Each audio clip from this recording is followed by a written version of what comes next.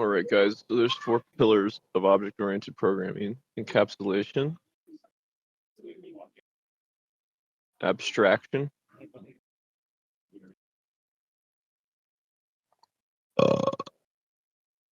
polymorphism,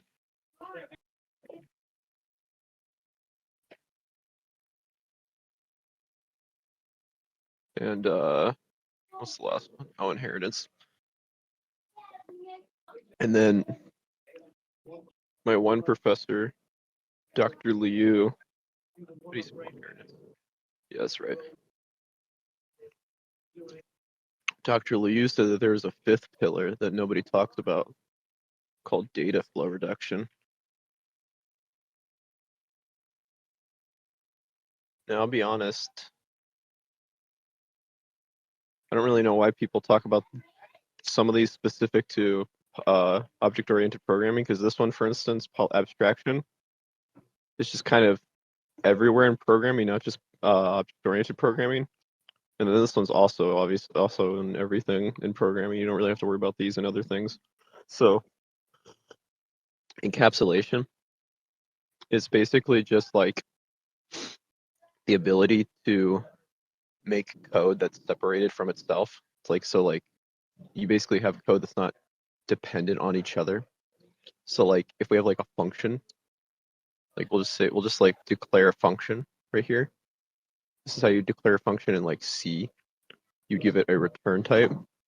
Since we're saying void, it means that we don't have to return. This function won't have to return anything. If we wanted to give it a return type, we could say like int, which means that it'll return an integer. Like, you know, an integer is just like a single number that doesn't have a decimal point. So like it could return the number 1. And when it say return, we mean that it's like if you're doing like a calculator function, you might put in 2 plus 2, and then it would return 4, right?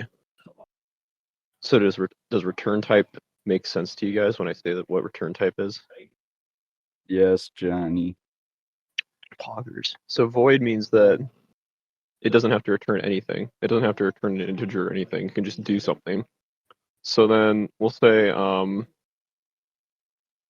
we'll say void heart beat.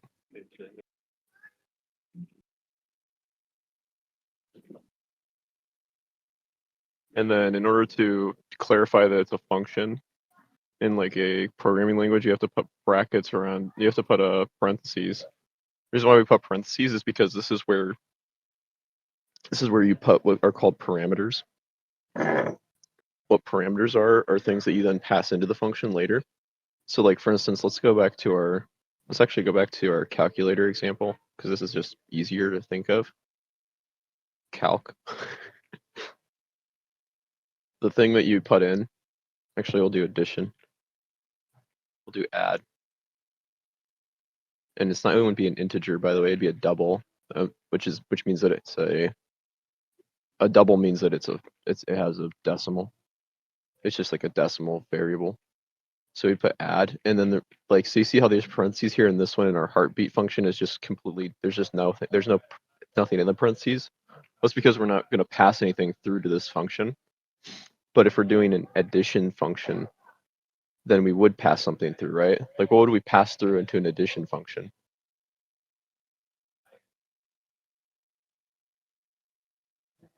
The 2 numbers that we want to add, right?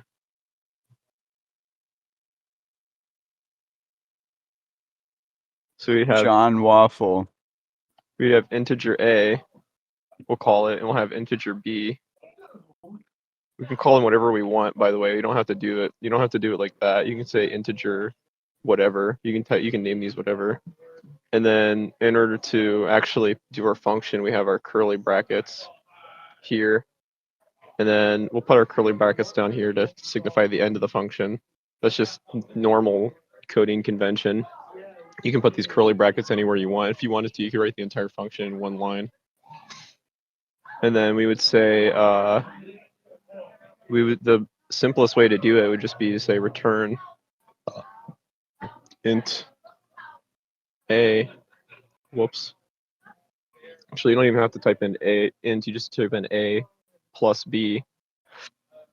And then since I'm like doing some sort of weird pseudo C, you just put like a little semicolon to end it, to terminate the thing, and then it'll just return whatever you pass in here as an addition.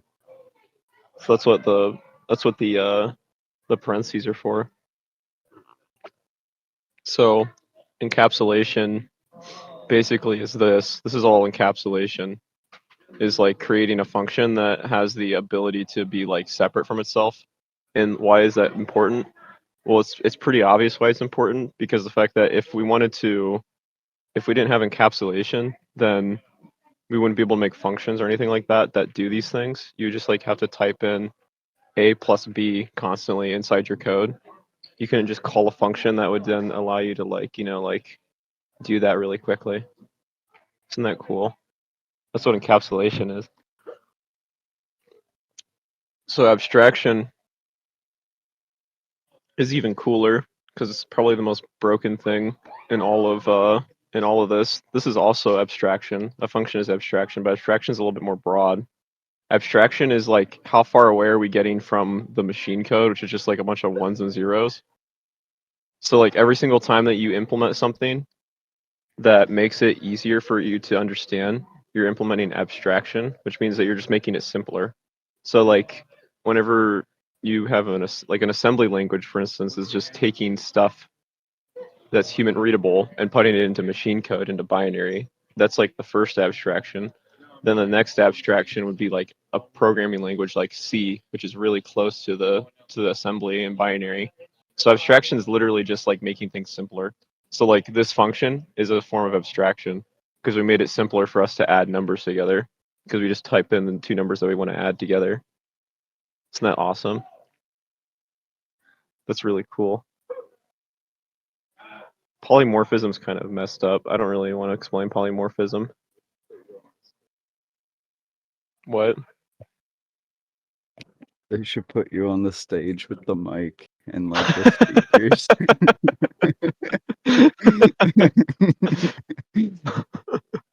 Real. Polymorphism is like the ability for functions to. So you'll like never use polymorphism pretty much ever unless you're getting into like actual like object-oriented programming that like gets really deep. But you can like never touch polymorphism if you really want to and do everything that you want to do. You can't touch programming without ever touching encapsulation and abstraction, like, because that's pretty much what programming is encapsulation and abstraction. Polymorphism is like a little bit weird. It's like the ability for a class. It's the ability for something in your programming to be rewritten to do something else. So like you would define like this function, for instance, that we have here, this add function. You would define it, and then you would be able to use the exact same function to do something else by writing it to do something else. And that sounds really stupid, but it's really good if you get into higher level stuff.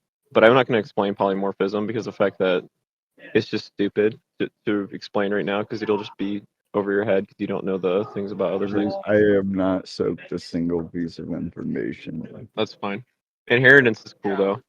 Inheritance is the so I've been explaining like this stuff. I haven't explained a class. So like a class is like basically creating a blueprint for what's going to be later called an object. And an object is a thing that can do things, right? So like An object is a thing that can do things. So like a class, let's say like, okay, think about this. Inside the body, you have multiple organs, right? And all the organs make up one being, right? So but the thing is like all those all those organs inside you make you, right? Like if you add up all the things that you are, like your skin is an organ, right? Like all those things, a being, yeah, it creates you. A bean? Yeah, creates a being. So like you have if you have a heart, right? Though that heart has its own functions and its own abilities and stuff like that. It's like its own individual thing. So you would create a class for heart, right? If you wanted to create a human if you wanted to create a human down to the nitty gritty inside of like a programming language, you'd probably create like a class for everything inside of it, like the heart and all that. If you really wanted to, you could go. This is where abstraction comes in. Like, so how abstract do you want to get with your human, right? The closest that you could get to non-abstraction would be to define every single atom, right, inside of the human. That would be the least abstract variable. Like, I mean, not variable, but the least abstract that you could get with the human, because the fact that you're getting down to the nitty-gritty, like the exact nitty-gritty. But you don't, obviously, if you're making a human in programming, unless you're using like quantum computing or something, you're probably not going to define every single atom, right? Like, that'd be kind of messed up. But you would probably define its heart. You define a heart and all that kind of stuff. So like, Mhm. let me, Atoms with the ones and zeros, bro. yeah. So like, we'll bring the heartbeat function down here. Whoops. But so with a heart, this is where you define the portions of the heart, right? Like you define like what the heart is and stuff. And there's like a bunch of construction. I can't speak. There's a bunch of constructors that you have to make and stuff for the heart, but that doesn't really matter. Basically, the idea is that you can create a class called heart, and it has a blueprint for the creation of hearts later. So you'd instantiate a heart. So like if we created a class and we call it heart, then let's say that we were creating a human called like let's say we were creating another human called human, right? Then we could instantiate a heart. So now, so what it means to instantiate, it means to create an instance of our class. So right here, inside of our programming, I literally just called heart, and then we'll name it my heart. So that's in programming, that's literally all you do to instantiate that thing. After you've defined the thing inside your code, you just literally have to type it out. You just type out heart and then you like name it. So now my human has a heart because I defined a heart over here as a class. What does that have to do with inheritance? So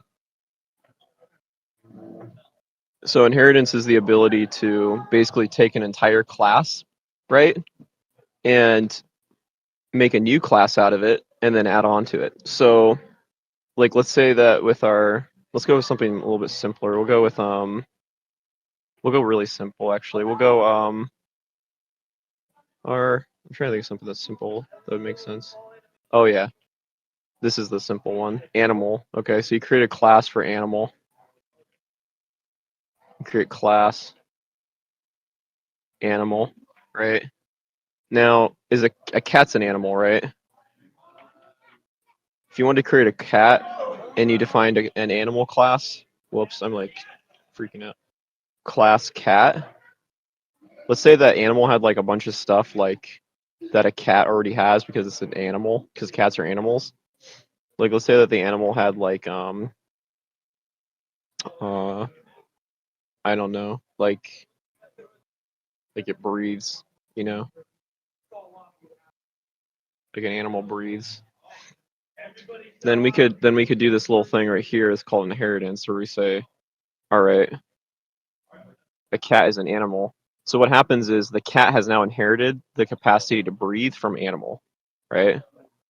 So that means that the cat can breathe because the fact that it inherited the class animal, because the fact that it's an animal.